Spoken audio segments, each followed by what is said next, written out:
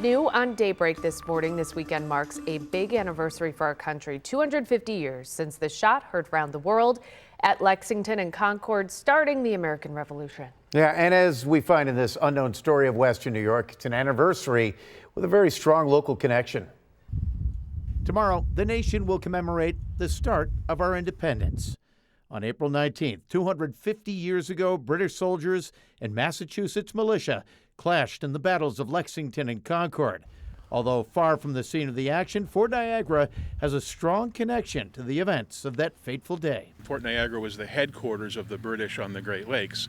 Despite the fact that during the War of 1812, this was the front line as the United States fought across the Niagara frontier in southern Ontario against the forces of Britain. Just across the river from Fort Niagara was the British fort, Fort George.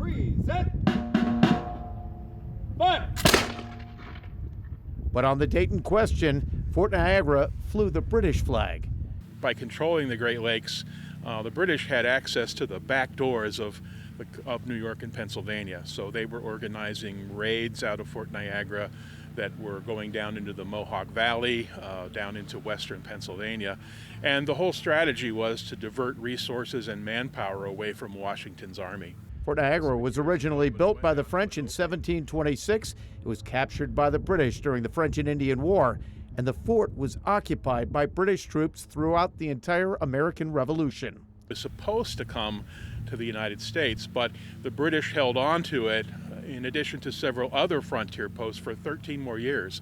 And it took another treaty in the 1790s to finally convey Fort Niagara to the U.S.